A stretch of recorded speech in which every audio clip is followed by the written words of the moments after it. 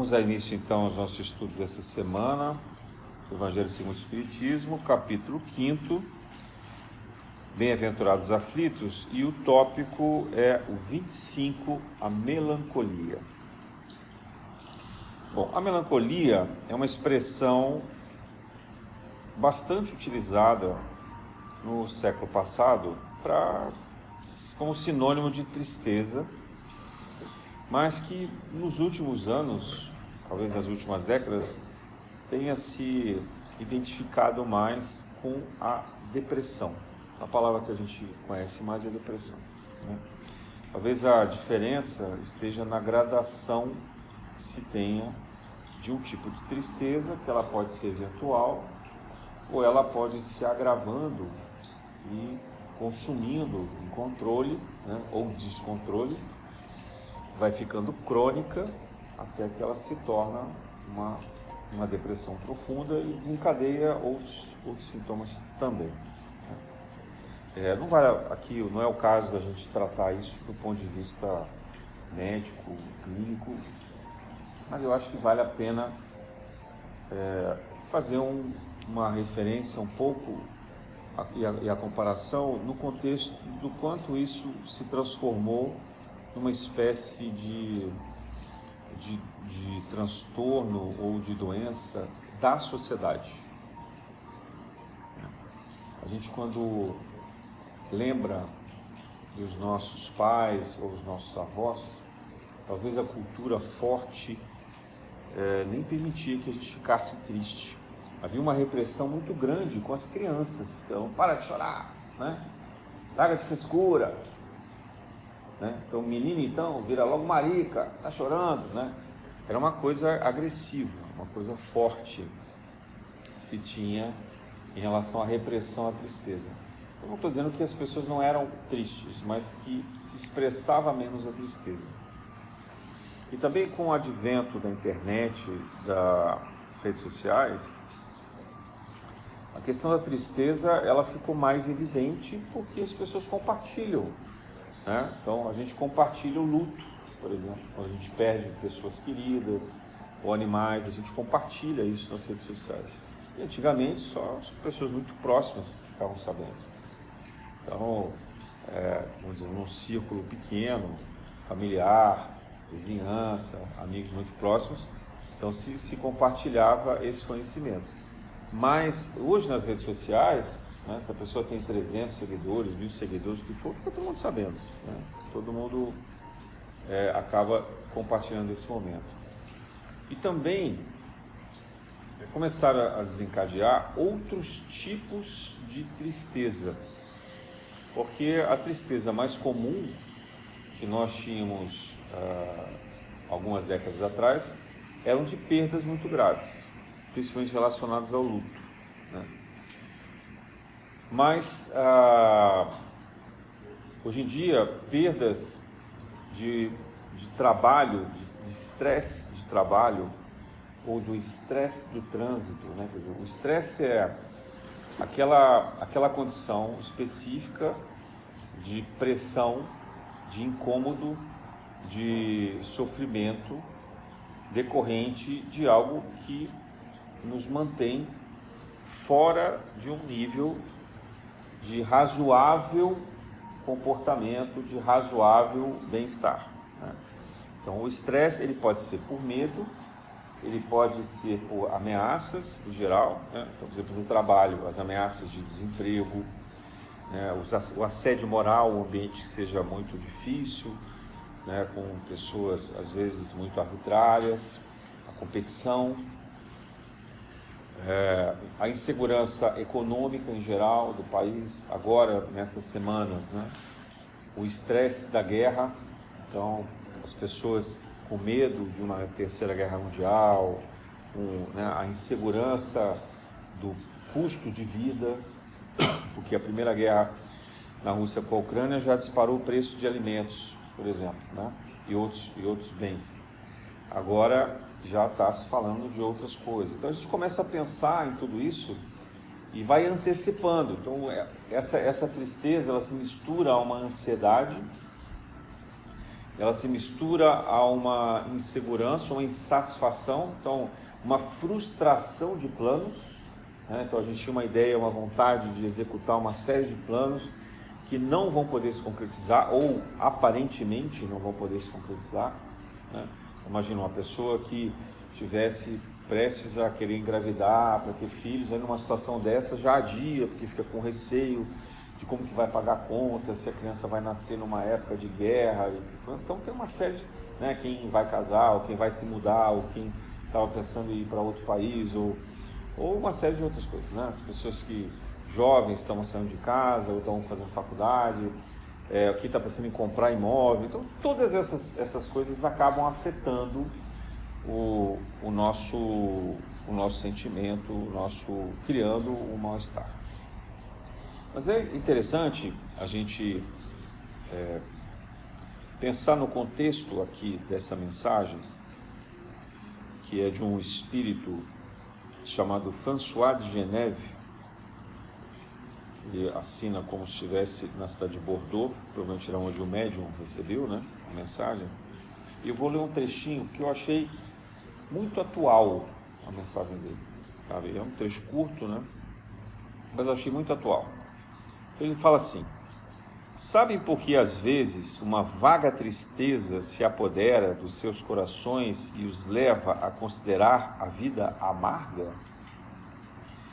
É que seu espírito, desejando a felicidade e a liberdade, se cansa, grudado ao corpo que lhe serve de prisão, em todos os esforços para sair dele. Olha que interessante, né? Quer dizer, no fundo, essa primeira parte demonstra que nós estamos aprisionados ao corpo físico. Essa não é a vida real, né? A vida verdadeira é em espírito. Mas a gente vem à vida terrena para um período de provas e expiações, para um período de aprendizado. Então a gente se reveste de uma personalidade específica, nasce num local específico, com uma família designada para isso, e a fim de cumprir determinados propósitos de reparação, propósitos de aprendizado mesmo, de sentir na pele os males que a gente cometeu em outras encarnações, reeducar, portanto, os nossos instintos, os nossos impulsos de maldade, né? E começar a desenvolver até mesmo a fé, a confiança, que muitas vezes a gente não tinha, e por conta disso desencadeou uma série de processos faltosos de vidas passadas.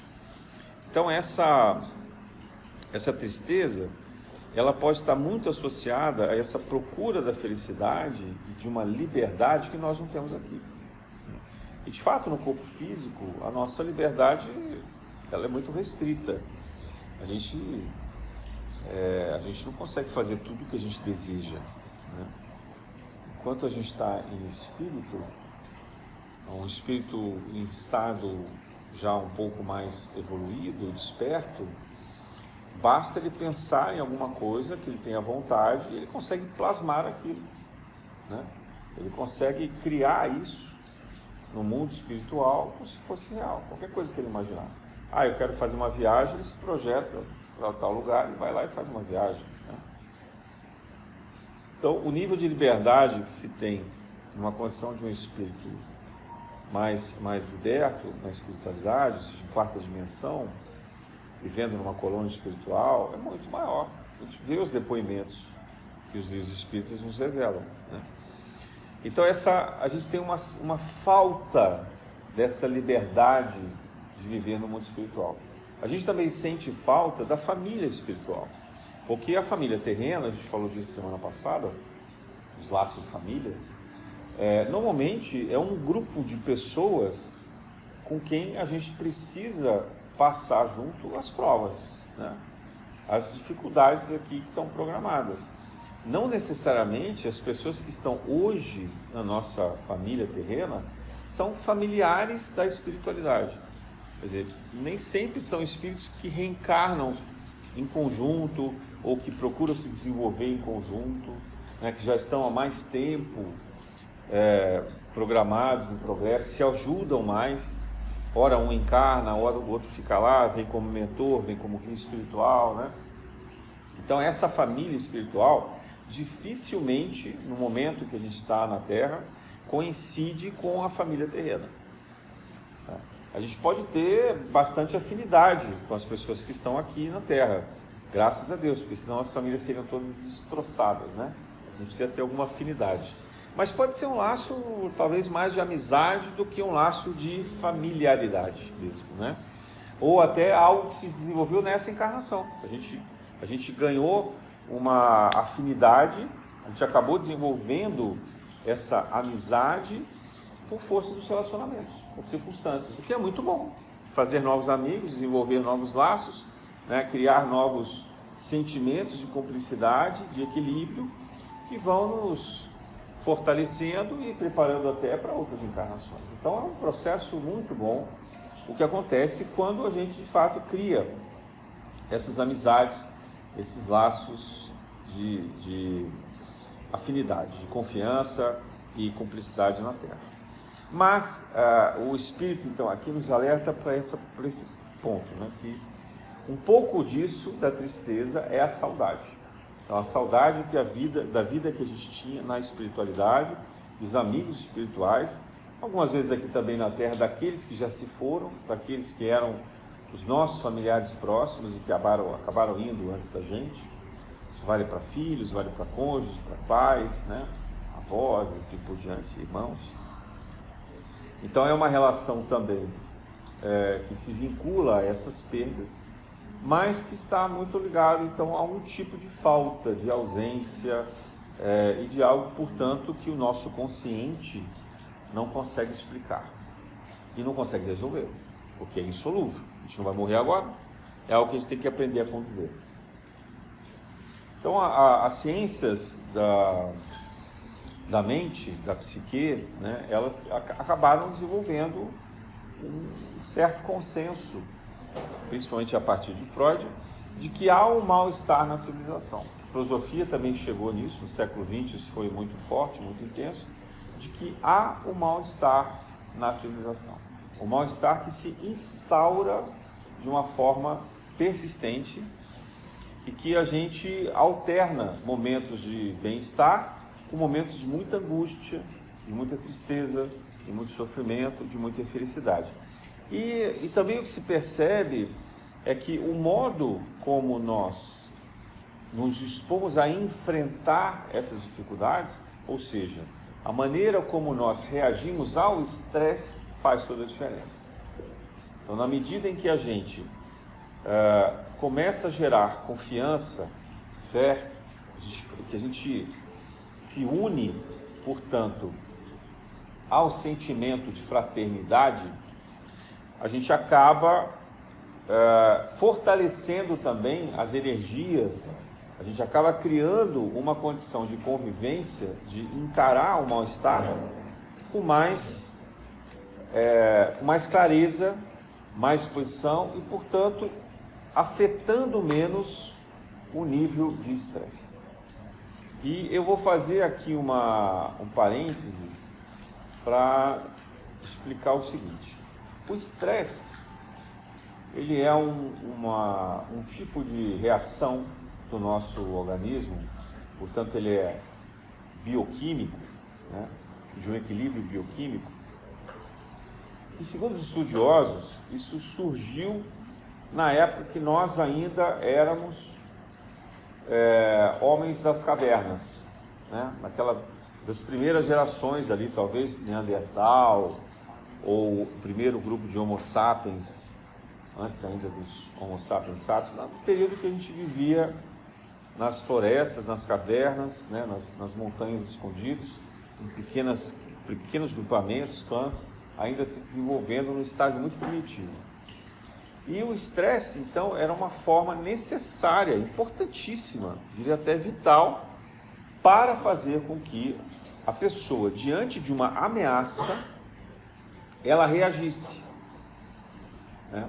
E era quase sempre uma ameaça de sobrevivência. Então podia ser um tipo de ameaça que essa pessoa tivesse que lutar. Então imagina que era um clã inimigo invadindo a área onde eles estavam, E aí ele precisava lutar, uma guerra, uma mini guerra ali, uma batalha física, né, para poder sobreviver. E portanto o estresse jogava adrenalina no sangue, dava uma força adicional, uma coragem adicional para que essa pessoa pudesse lutar. Ou, se ele tivesse diante de uma ameaça que fosse muito grande, né, por exemplo, uma fera perseguindo, né, um leão, um tigre, um urso, um bicho muito grande perseguindo, que ele, se vendo diante dessa circunstância e percebendo que não ia ter chances de vitória, então que ele tivesse uma força para correr. Por isso que costuma-se dizer que o estresse, ou você corre ou você mata, né? E alguns brincam que ou eu fujo para o mato ou eu fujo para o morro, entendeu? Ou eu morro ou eu mato, quer dizer, ou eu fujo para o mato ou eu fujo para o morro. Mas na verdade o estresse é essa força que determina se a gente vai lutar ou se a gente vai fugir, né? Bom, isso é um instinto, né? Está lá como um impulso natural primitivo dentro de nós. Portanto, nós temos isso ainda. Quando a gente olha um animal, a gente vê isso claramente, né? Se ele se sente ameaçado, e ele é forte, ele se prepara para te atacar, ou se ele sentir que ele é mais fraco, ele sai correndo. É a mesma coisa, não é diferente, porque isso parte do que se chama de cérebro reptiliano, essa parte primitiva do cérebro, né, onde estão ali conjugados esses impulsos, esses instintos primeiros ali de formação do ser humano e desses animais.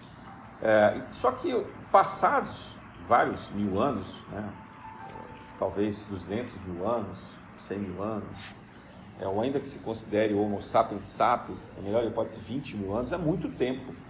E, portanto, a gente hoje tem condição de lidar melhor com esse estresse, utilizando o raciocínio, controlando as emoções, ponderando melhor sobre as possibilidades, tentando verificar, né, ali efetivamente se existe uma ameaça mesmo, ou se aquilo é só uma impressão.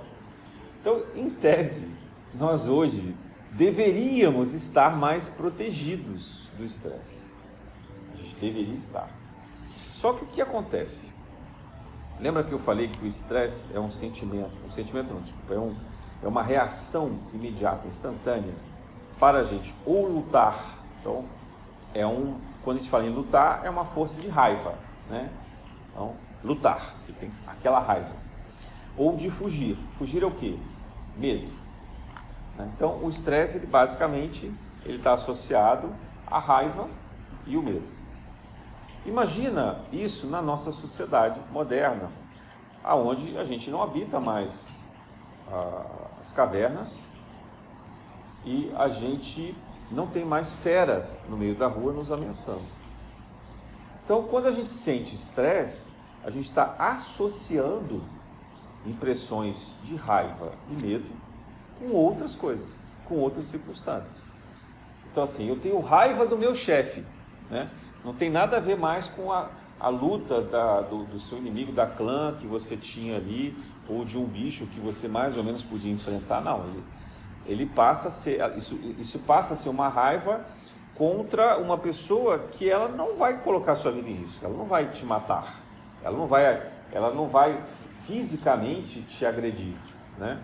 É claro que se houver a hipótese da agressão física, então a reação de raiva lá está correta, até que você possa lutar. Imagina que é um abuso sexual, né, um estupro ou um assalto, a gente ou tenta reagir ou tenta fugir. Então aqui, nas situações de violência física,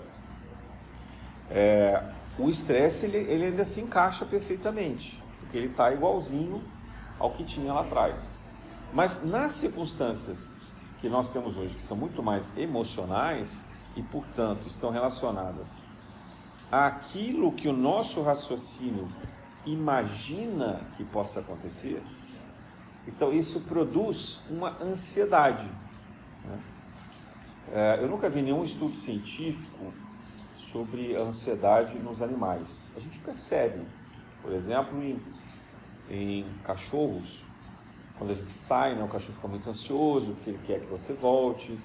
Mas não é uma ansiedade raciocinada, né? Não chega a ser uma angústia como nós temos, porque o cachorro não consegue entender para onde a gente foi.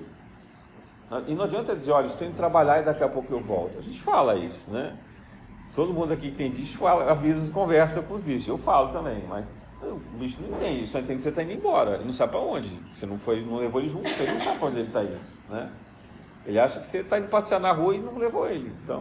Então ali ele tem um estresse, mas não é o mesmo grau de sofisticação, isso eu queria dizer, da ansiedade que nós temos.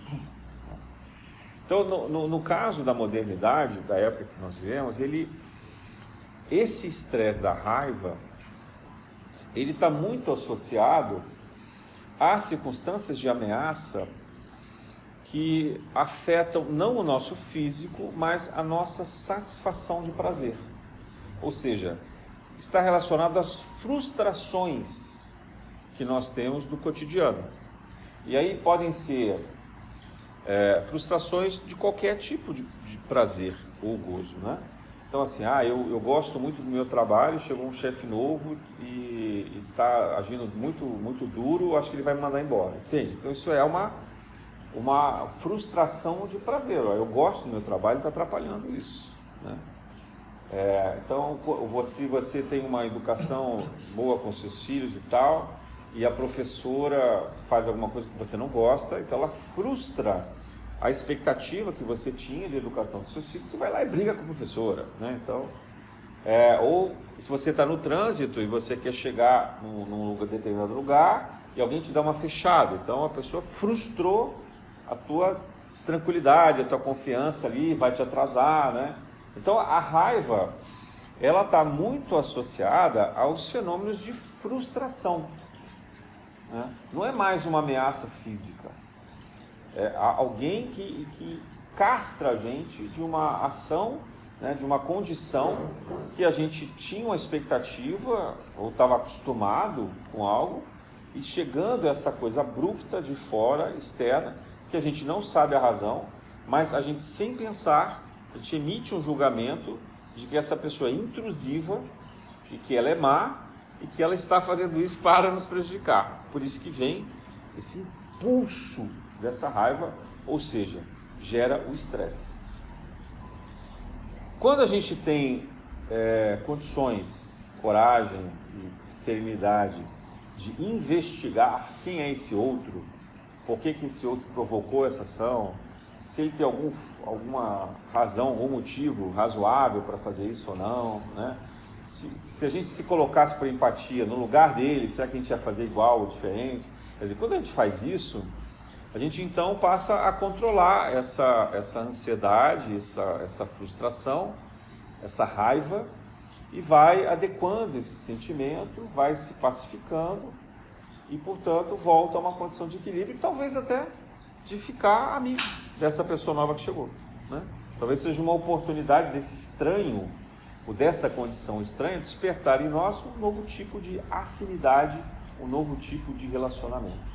Talvez até, pensando do ponto de vista da reencarnação, essa pessoa fosse um desafeto de uma vida passada e que ali, por aquele novo incidente, desperte em nós a chance de estabelecer um bom relacionamento, de reparar o mal, de perdoar e assim por diante, né?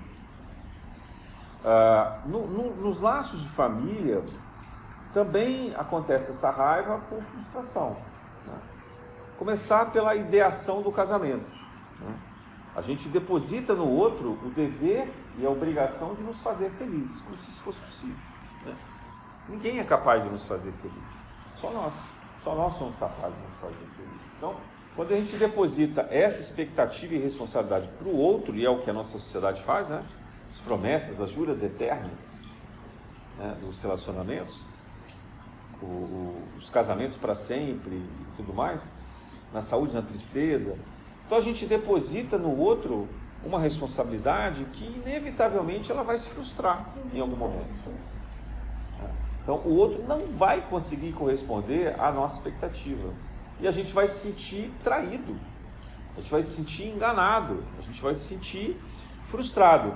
E isso vai gerar raiva. Então, está associado à raiva, está associado ao estresse. Então, o mesmo vale para os filhos, né? Às vezes a gente deposita nos filhos uma tremenda expectativa de ordem, de organização, coitados.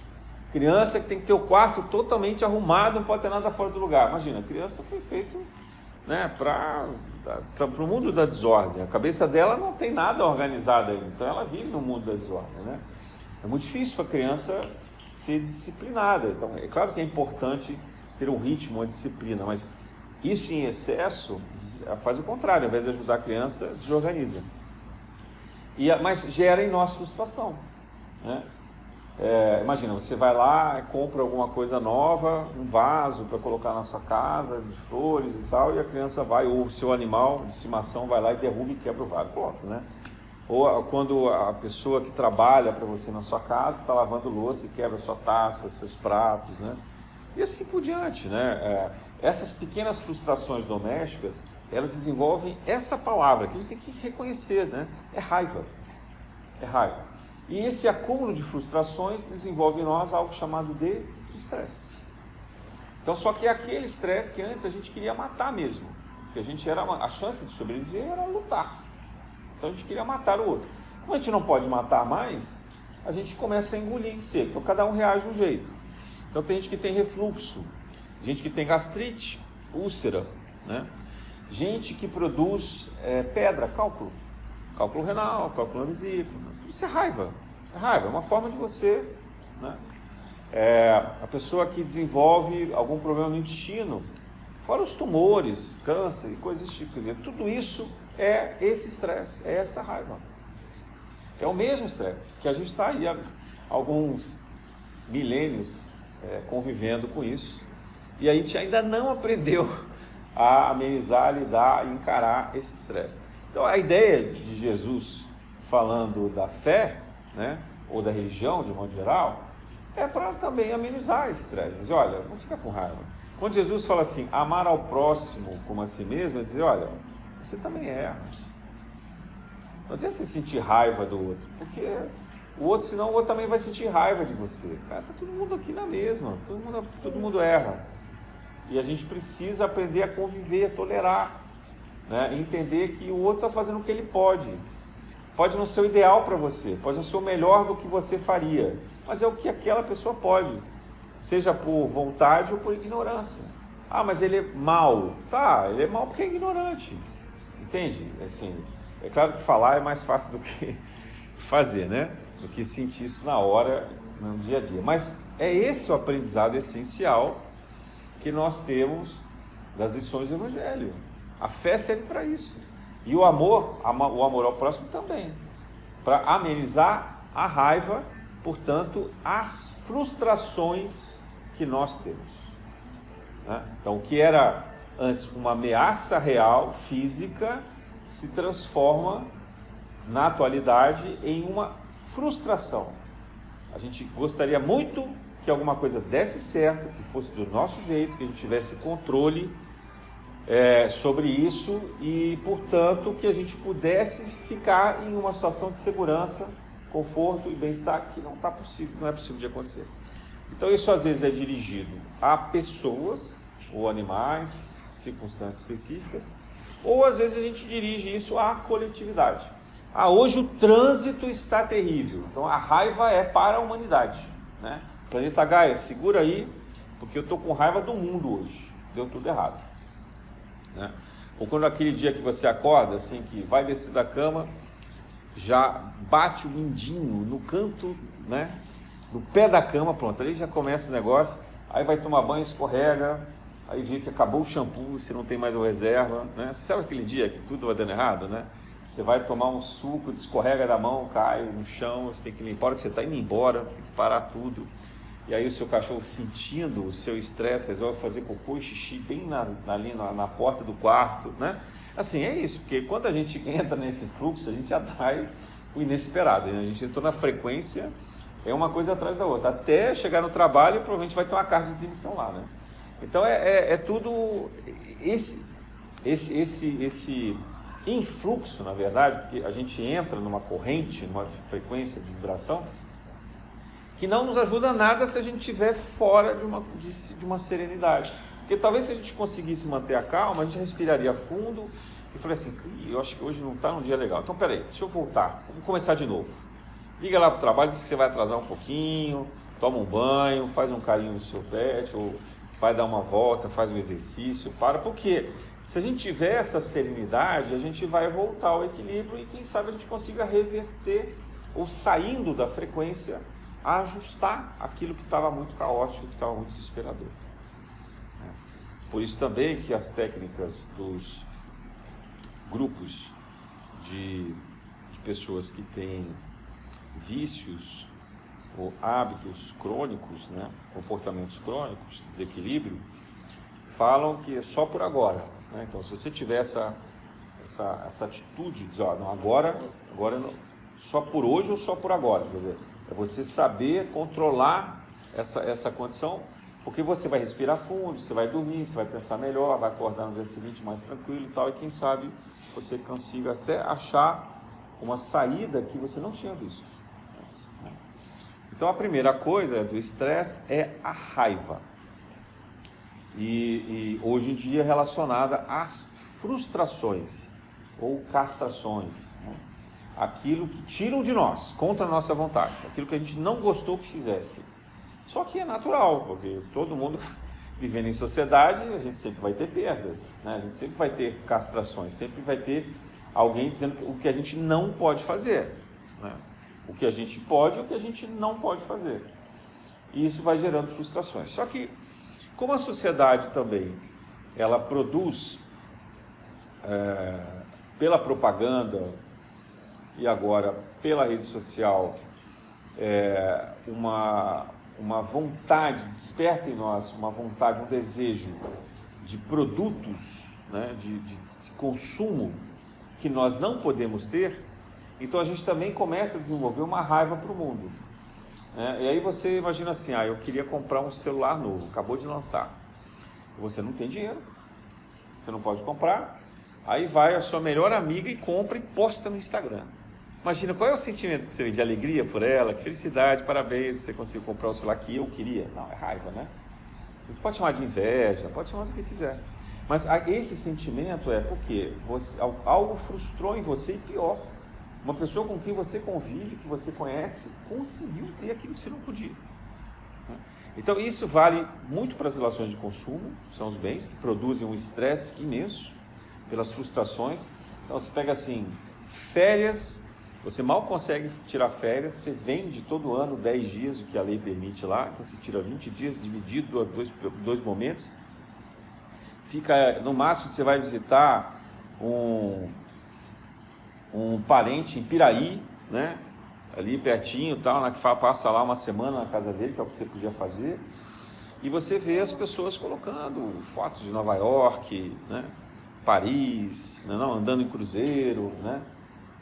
Então isso hoje é uma fonte enorme de estresse, porque mesmo que a gente seja sensato, mesmo que a gente queira dizer que a gente é equilibrado, isso é como se cutucasse um pouco na ferida, porque isso choca demais pelas diferenças sociais, né? Quanto é que custa fazer uma viagem para o exterior? Você passar lá 10 dias, para incluir passagem de avião, etc., no mínimo $5.000, você ficar mais ou menos, né? Entre comida, transporte, hospedagem, tudo traslado, tudo que você tiver lá, né? Imagina isso, né?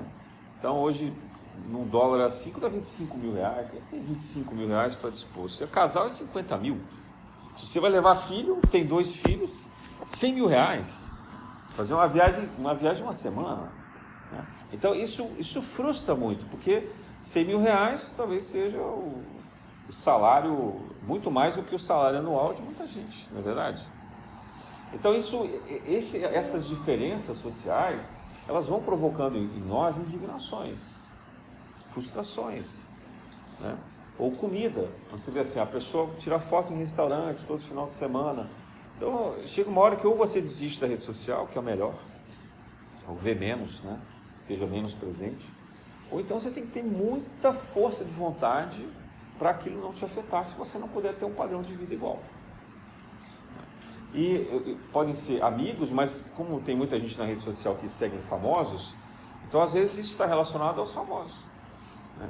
A pessoa mora muito mal, come muito mal, tem um empreguinho lá que dá para sustentar o mínimo possível, mas ela segue os famosos estão toda hora, né, na esbórnia, né, gastando e tal. Até o papel deles, é como eles ganham dinheiro também. Quanto mais eles gastam, mais eles ganham. Então a gente vai fazendo esses julgamentos e vai se olhando no espelho e vai gerando frustração. Quem sou eu? Você fala assim, fulano é lindo, né? Maravilhosa, maravilhoso. Aí você vai ver, a pessoa fez um monte de plásticas, um monte de tratamentos estéticos. Se você for somar tudo que ela gasta com beleza, talvez aqui a gente fosse ganhar 10, 20 dólares para você comprar um apartamento, né? Porque isso tudo é muito caro, mas a pessoa vive disso, então ela gasta nisso. E é um ciclo vicioso, porque se ela deixa de fazer, ela vai ficando normal. Não é que ela vai ficando feia, ela vai ficando normal, né? Vai ter ruga, vai engordar um pouquinho, né? Vai sair ali, mas para ela aquele é horrível, vai perder público, porque o público quer a perfeição, né? Que é a pele de pêssego, que é o cabelo super, hiper hidratado, né? Que é lá o corpo todo malhado, todo barriga tanquinho, né? Silicone aqui, silicone ali. Então, essas circunstâncias, elas provocam em nós tremendas frustrações. Algumas conscientes e outras muito inconscientes. Então, esse é o modelo da sociedade, né? Está entre a sua aspiração e a sua realidade. A ponto de, em redes sociais, ser muito comum a pessoa fazer um ângulo de foto onde parece que ela está num lugar que é muito caro, muito rico, né? Por exemplo, tirar uma foto do lado de um carro importado. O carro não é dela, mas ela vai lá, viu o carro parar, tira a foto e posta, né? Pessoas que chegam a alugar um momento dentro de um jatinho particular para tirar uma foto sentado lá e publicar na rede social, né? Dentro de um passeio de barco e por aí afora, né? Como se pudesse dizer então que para o mundo, olha, e é uma coisa tão angustiante que chega uma hora que a pessoa diz, ou eu faço isso, ou eu separo, me dá de presente de casamento aí, porque senão eu vou separar, porque, né, a angústia já está tão grande, a frustração, porque parece que a gente só é bom, só é bonito, só é importante se a gente tem aquelas mesmas coisas que o mundo inteiro está apostando, né? E a gente não consegue conviver com isso. E quanto mais a gente se expõe a esse convívio, pior. Você vai, por exemplo, no ambiente de trabalho, imagina que vocês trabalham em alguma empresa grande. Aí você chega lá, você tem a pessoa que comprou a bolsa no Saara, porque era o máximo que ela podia fazer, e estava feliz com isso até o dia que ela começou a ganhar o emprego. Enquanto ela trabalhava em outro lugar, ela trabalhava em casa, ela estava feliz. Porque todo mundo ali da vizinhança dela tinha a bolsa parecida do Saara. Mas no dia que ela foi trabalhar nessa empresa, ela começa a reparar que é só bolsa de loja, só bolsa de marca. Mas a bolsa do Saara custava, sei lá, R$50, e a bolsa de marca custa 1.000. A proporção é 20 vezes maior. E só que dentro dessa mesma empresa, essa pessoa faz um sacrifício, pega o 13º, vende as férias, compra a tal da bolsa de R$1.000. Só que ela comprou uma. E as pessoas que podem usar essa bolsa, tem 5, tem 10 bolsas dessa. Aí já começa a repetir todo dia e já começa a ficar frustrado de novo, porque uma só não deu. E lançaram um modelo novo, mais bonito, mais legal. Também então não resolve. Aí você fala assim, bom, começou com a bolsa, mas daqui a pouco é o sapato, né? E daqui a pouco é o cinto. E daqui a pouco é o batom. Não, porque aquele batom ali é outra coisa. Olha que meu batom horroroso, né? Olha aquele batom. E aí não é só o batom, é a maquiagem.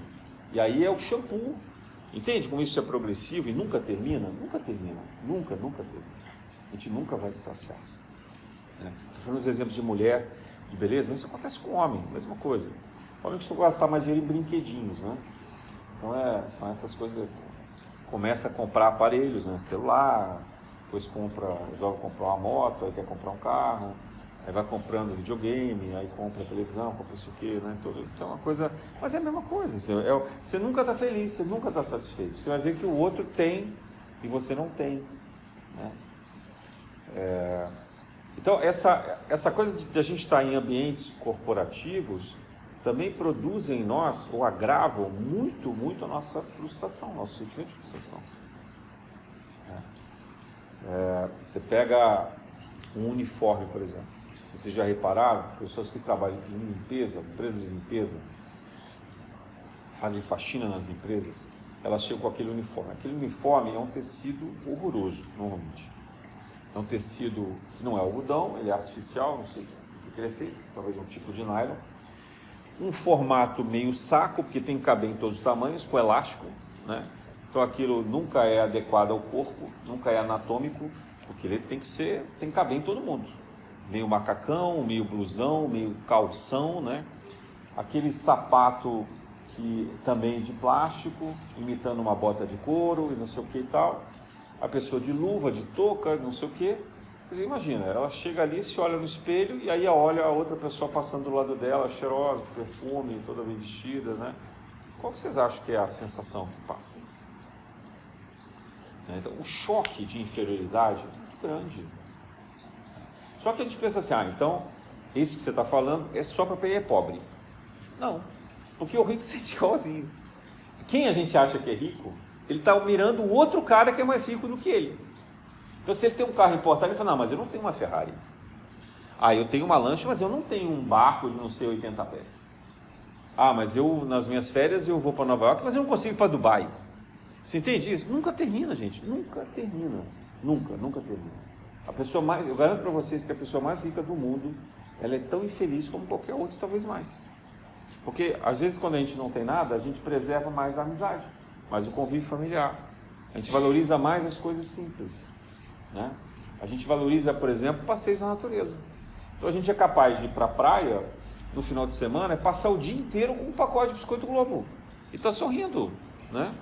E a outra pessoa que precisou ir para um clube, gastou uma fortuna com bebida, com drinks, com comida, com não sei o que, parará, né? E comeu em restaurante não sei aonde. Então, a pessoa que às vezes aprende a ser simples, ela encontra a felicidade nessas coisas muito mais do que o outro que tinha muito dinheiro. Às vezes o cara tem tanto dinheiro, está lá na cobertura dele, não tem ninguém com ele comprou uma cobertura com piscina, com vista maravilhosa para o mar e ele está lá sozinho. Ninguém quer estar com ele, porque é um chato. Família não quer estar, e se vai, está ali para sugar, para pegar as coisas de graça do dinheiro. Então ele começa a comprar amizade, né? Então a frustração, esse estresse e frustração, ele está em qualquer tipo de vida que nós temos. É algo comum, é um transtorno comum a qualquer ser humano encarnado na Terra nesse momento. É aquela raiva do estresse original, que virou frustração, continua sendo raiva, mas ela agora está associada não a uma ameaça real física, mas a uma ameaça de frustração. E para daí desencadear algo mais grave, né, eventualmente até chegar num suicídio, é um pulinho. Então esse é o primeiro ponto. O segundo ponto do estresse é o medo. Por exemplo, eu falei, então, você está diante de uma fera, né, uma ameaça muito grande, você se deparou com uma clã inteira invadindo ali a sua caverna, e você vai fazer o quê? Você vai sair correndo, porque te deu medo. Assim, caraca, eu não vou conseguir lutar, eu não tenho força para vencer isso. Então te dá medo, né? Isso é lá na época das cavernas.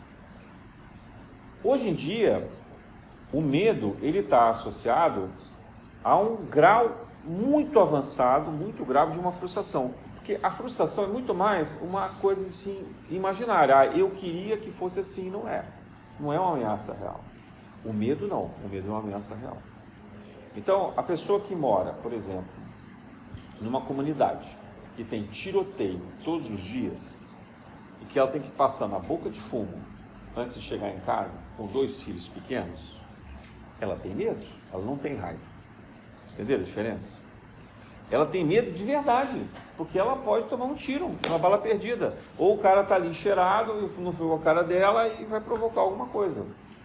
Então, isso é medo. Medo de verdade, medo, verdadeiro medo, né? A pessoa que trabalha num lugar muito ruim, muito arbitrário, com chefes que são muito cruéis e que ficam o tempo inteiro mandando embora, né? Ou que, não vou te aumentar salário, mas a inflação, não sei o que, quer dizer, vai oprimindo, vai gerando um ambiente horroroso, Isso não é raiva de frustração, isso é medo real. Medo real porque ela precisa sobreviver. Então ela sente medo de ser mandada embora, de não conseguir se recolocar, né? A pessoa que nasce em condições muito desfavoráveis, né? Com condições pessoais muito rejeitadas, oprimidas na sociedade, né? Então, se a pessoa nasce preta, pobre, mulher, deficiente e com uma opção sexual diferente, pronto. Esse é o maior desgraçado do mundo, né? Porque ele vai ter todo tipo de racismo, de preconceito, de discriminação possível. E quando ele ficar velho, ainda vai ter o preconceito da idade, né?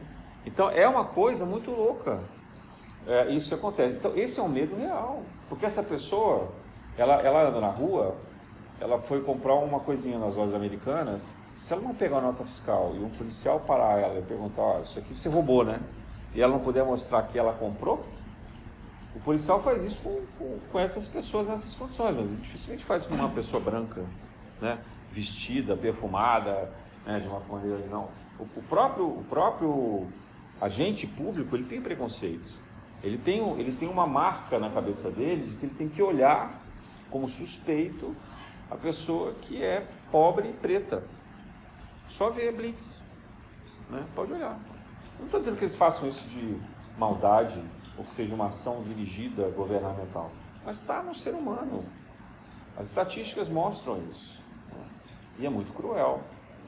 É muito cruel. Teve um caso, alguns anos atrás, uma bicicleta elétrica no Leblon, ficou muito famosa aqui.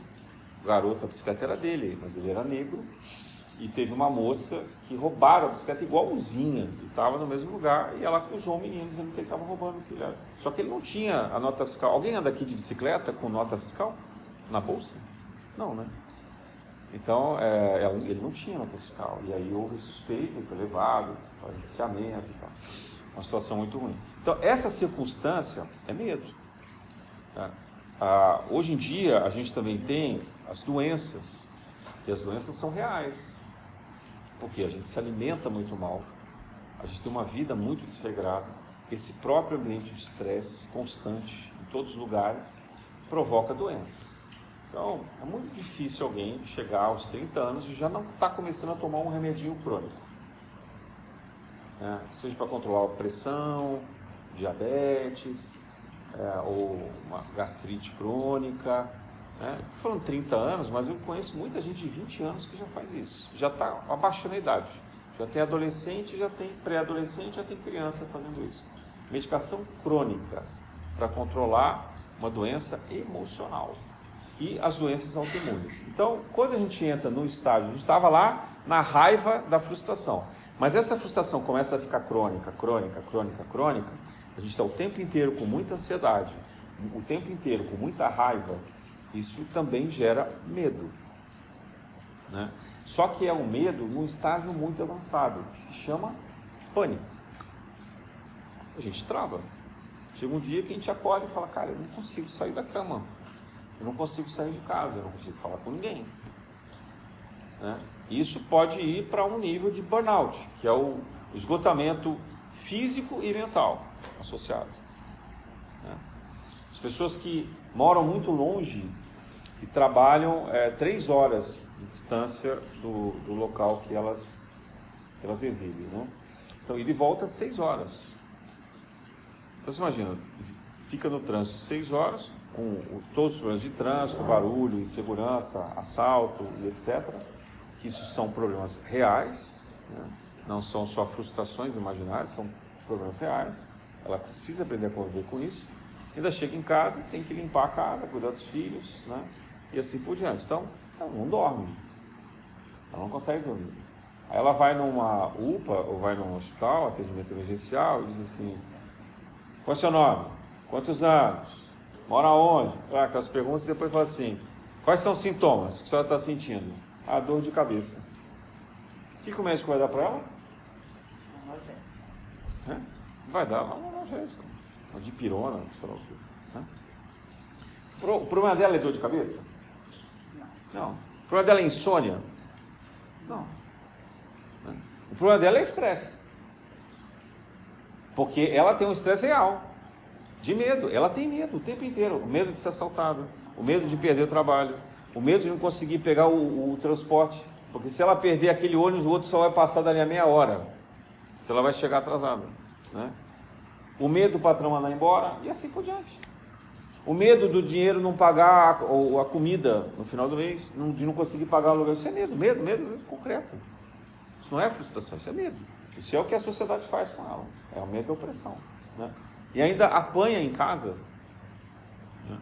A mulher que tem medo de ser estuprada, medo real, não estou falando aqui de frustração, medo real, porque isso existe. E existe em determinados lugares com mais frequência, em determinadas condições, né? Crianças que são abusadas, são estupradas. Então a criança já cresce no medo. Veja, ela não é eu queria ganhar o brinquedinho tal, o meu pai não comprou para mim. Não é isso que eu estou falando. Isso também tem, porque ela vê na televisão e ela quer. Ela vê na rede social, vê os amigos e ela quer. Isso é uma coisa. Mas isso, os pais equilibrados, serenos, ajudam a dizer, o que é isso? Não é assim, a vida não é assim. Não pode ter tudo que a gente quer, né? Pronto, foi lá, resolveu, a criança entendeu, tudo bem. Agora, medo do abuso sexual, medo de apanhar, chegar o pai alcoolizado em casa, né? Bater o pai, padrasto, tio, sei lá quem, namorado da mãe, né? Ou namorada, né? Tanto faz. Esse contexto todo, essa violência, a criança já cresce nisso daqui. Então, essa melancolia que Kardec falou, lá 200 anos atrás, não é a melancolia que a gente tem hoje. A sociedade ficou tão complexa e tão mais opressiva que o estágio que a gente tem é absurdo, né? Na época de Kardec, havia sim estados de medos crônicos, de estresse crônicos por medo, muito relacionados à miséria. A gente pegar os livros do Victor Hugo, por exemplo, Os Miseráveis, vocês já devem ter ouvido falar, porque tem filme, tem peça de teatro e tal, né? Os Miseráveis narram uma vida horrorosa, de opressão para aquelas pessoas que tinham que se sujeitar à prostituição, a todo tipo de abuso, porque não tinham condição. Era uma casta social diferente que não era nobreza, né? Período do feudalismo. Então isso já tinha naquela época. Mas hoje não é só a miséria. A miséria, ela é horrível, ela é em todos os aspectos, porque a pessoa que já perdeu a casa, perdeu a família, que está na rua, e se somar isso, a condição de racismo, se somar isso, as condições de doenças crônicas, então, né, o grau de sujeitamento, né, dessa pessoa, ver essa pessoa sorrindo é um milagre. Assim, é incrível, e a gente vê isso no café, no trabalho, né, de voluntários. É incrível, eu fico chocado, feliz de ver como as pessoas, nesse grau de sofrimento, né, de carestia, de necessidade, de exclusão social, encontrar algo que faça ela, naquele momento, sorrir genuinamente. Isso é um tapa na cara da gente, né? Porque a gente tendo comida em casa, tendo segurança, não está sofrendo violência, então está naquele campo das frustrações, da raiva, mas não está no campo de um medo real, né? Então ver uma pessoa dessa, poxa, aí a coisa realmente pegou. Só que essas doenças relacionadas aos transtornos, tanto do burnout, quanto da ansiedade crônica, quanto do pânico, elas estão muito associadas, num primeiro momento, à frustração. Então é raiva, isso é raiva, a linha direta disso é raiva. E aí qual é o antídoto para a raiva? O amor. Essa é a boa nova de Jesus, o amor. E do medo, qual é o antídoto para o medo? A fé. Então quando você tem amar a Deus sobre todas as coisas, é fé. Amar ao próximo como a si mesmo, é a dimensão do amor. Então você consegue controlar a raiva e você consegue controlar o medo. E aí, onde tem espaço para melancolia? Não sobra tempo para melancolia, não sobra tempo. Não sobra tempo para depressão. Agora, a pessoa que já está nesse estado de depressão, que eu não falei, né? Então, a depressão, ela pode ser uma somatória, tanto da raiva, quanto do medo. Então, pode ser algo real, ameaçando mesmo a vida dela, ameaçando a sobrevivência, ameaçando a saúde física e mental pelas circunstâncias que ela é obrigada a conviver. E você pode ter as frustrações. Então, a raiva por não poder ter aquilo que a gente desejava. Então, quando você soma isso, pronto, aí é uma fórmula mágica para a depressão. Em algum momento, a gente vai ficar deprimido. Mas tem depressões, cada caso é um caso, que podem estar ligadas a uma só dessas circunstâncias, não necessariamente as duas. Se isso está relacionado à raiva, eu diria que é mais reversível se a pessoa de fato quiser mudar, porque ela tendo condições de fazer um tratamento, um acompanhamento clínico, terapêutico e psiquiátrico, às vezes até de um endocrinologista para controlar hormônios, etc., ela possivelmente vai se recuperar.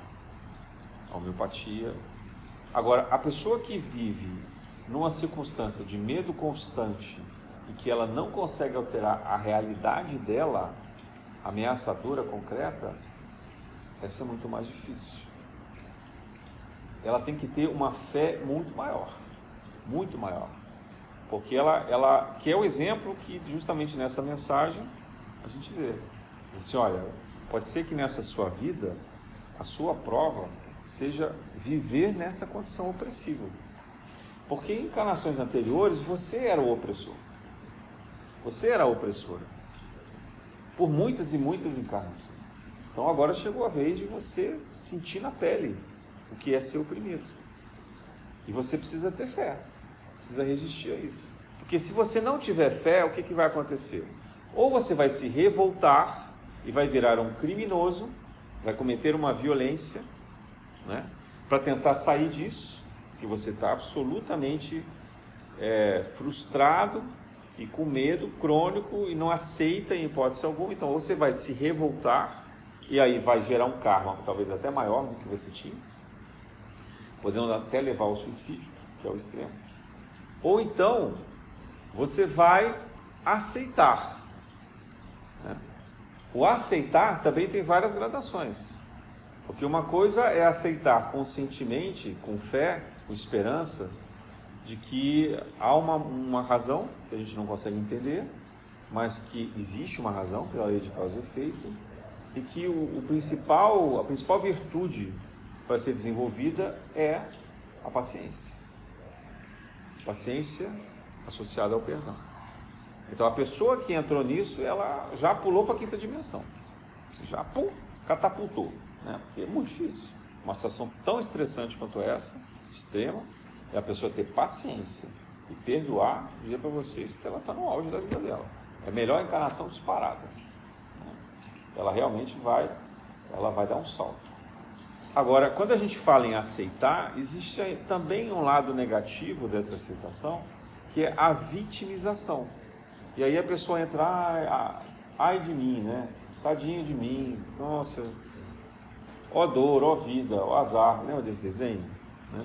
Então, assim, a pessoa só consegue pensar no negativo, só no negativo, zero fé, né? Só negativo. Esse extremo também, então isso não é aceitação, na verdade é vitimização. Então, essa vitimização também leva a uma situação extremamente caótica, que pode desencadear também uma depressão crônica, profunda, pode produzir uma debilidade, porque chega num determinado momento que a gente vai desequilibrando de tal forma o nosso sistema nervoso que a gente produz doenças que vão nos impedir de exercer a vontade com clareza, com consciência. Então pode ser uma demência, pode ser um Alzheimer, pode ser uma psicose, né, uma esquizofrenia, alguma coisa assim. Então, que era simplesmente uma depressão num grau razoável, inicial, que pudesse ser tratável, aí virou uma doença crônica possivelmente incurável. Né? Claro que estou resumindo, né? Isso é muito mais complexo, muito mais difícil, mas só para a gente entender esse gráfico, lembrando do estresse, então, de um lado a gente tem o estresse que tenta lutar, que gera raiva. que era uma raiva boa, porque ela era necessária para a sobrevivência, mas que hoje em dia não é mais, porque não há ameaças físicas, há frustrações, e a gente precisa aprender a lidar com as frustrações, a gente precisa entender o lugar que a gente está, o que é possível fazer e não se revoltar. Então aqui está a maior origem e a intensidade de ansiedade e depressão. No outro extremo, a gente tem o medo real, a ameaça real, aquela ameaça que a gente não consegue lutar contra, que é a opressão da sociedade, são as diferenças sociais, né? O fato de a gente não ter assistência, não ter o que comer, não ter onde morar, ter segurança, estar sujeito a uma violência doméstica, a um abuso no trabalho, ao assédio, né? As ameaças constantes de demissão, as humilhações. Então tudo isso são questões sérias, né? Muito graves, que fazem com que a gente tenha uma fé gigante e dentro do campo da espiritualidade, pelas técnicas trazidas pelo Espiritismo, como é que a gente faz? A gente pode aliviar isso, por exemplo, limpando os obsessores. Pode ser que a pessoa tenha que passar por isso como prova, mas a espiritualidade pode tratar, pode ajudar. Se a pessoa quiser, né, ela pode ser auxiliada. Então a gente vai amenizar a prova. A gente vai tirar os obsessores, a gente vai limpar as formas de pensamento impregnadas na casa, a gente vai eliminar os contratos de vidas passadas, a gente vai tentar estabelecer uma rotina de caridade e estudo, então amai os instruídos, né? Para que a pessoa eleve o pensamento dela, comece a desenvolver uma certa confiança, uma autoconfiança, comece até a procurar novas amizades, porque provavelmente o entorno da vida dessa pessoa em depressão, melancolia, também é de pessoas que ou a oprimem, né, ou que ela de alguma forma está na mesma faixa vibratória, que são tão deprimidas, frustradas ou ameaçadas como ela. Então às vezes precisa tirar essa pessoa desse ambiente, ou ela na verdade precisa sair desse ambiente, às vezes até uma mudança física de casa, às vezes até ter uma coragem de largar o casamento, largar não, mas romper o casamento, né, levar os filhos para um outro patamar, porque aquilo tudo é que provoca, é algo crônico, né? Uma coisa vai atraindo a outra, vai atraindo a outra, vai atraindo a outra. Então, os fatores são externos, mas as motivações que nos prendem a esses fatores são internas. Então, o tratamento espiritual, ele vai olhar o nosso interior, o nosso eu interior. E ele vai buscar no campo vibracional quem são as pessoas que nós convivemos no plano dos espíritos. Então, quando a gente dorme, a gente vai para onde?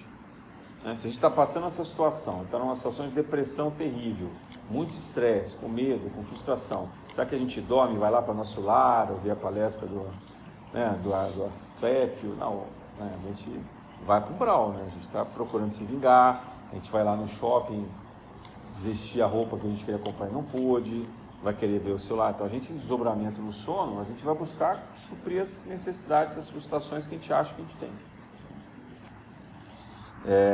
Então, uma coisa que o Espiritismo faz é reequilibrar, é trazer para um patamar de controle da pessoa e equilíbrio nesses vetores de fé e amorosidade. Amar a Deus e amar ao próximo. Então, quando a gente faz isso, a vida da pessoa se reorganiza, ela começa a perceber que ela consegue ter uma vida mais simples, que ela precisa de menos do que ela acreditava que ela precisava, e que ela pode escolher melhores companhias, ela pode ter melhores hábitos, ela pode até mudar a maneira dela se alimentar integralmente. Ela pode aprender a que quanto menos ela estimular a vaidade, o orgulho dela, menos frustração ela vai ter, e consequentemente menos ansiedade, menos depressão. Entende? O Espiritismo trabalha no eu interior. O Espiritismo não vai mudar os fatores externos. A promessa trazida por Kardec, do Consolador, não é que o Espiritismo vai mudar o presidente da República. Ele não vai mudar os partidos políticos. Ele não vai mudar o tráfico de drogas. Ele não vai mudar a maneira como as empresas trabalham oprimindo os seus empregados. Nada disso. Pode ler. Me mostra aqui onde é que está na literatura espírita alguma coisa que diga respeito a isso. Nada. A reforma é íntima. É individual. Mas como? A partir do domínio dos nossos pensamentos. A partir do domínio das nossas emoções. Para que a gente possa entender esse influxo do estresse constante, desse mal-estar constante na nossa vida, que gera essa raiva e esse medo, e desencadeiam todos os outros sentimentos e as outras formas de desequilíbrio. Então, a gente não tem que, de uma vez por todas, parar com aquela ideia de que o inferno são os outros. Não, o inferno somos nós mesmos. O inferno é aqui e agora. Não é depois da morte, não. É aqui e agora. Né? Mas a gente é capaz, não estou dizendo que é fácil, mas a gente é capaz de fazer essa transformação. E o Espiritismo, principalmente por meio dos passes magnéticos, pela prece, pela prática dos estudos e da caridade, podem nos reequilibrar e até nos curar. Porque a partir do momento que a gente faz essa reforma íntima de verdade, a gente muda. Né? E a gente percebe que até aquilo que fisicamente estava instalado como crônico é capaz de reverter. E a pessoa, de fato, pode ficar equilibrada e plenamente curada. Então, vamos trabalhar um pouco dessa ideia de que a tristeza, muitas vezes, ela é o sinal de que algo precisa mudar em nós, de que nós temos que reaprender a ver o mundo e acreditar naquilo que vale a pena, que é a vida no Espírito, e não a vida na matéria. Na graça de Deus.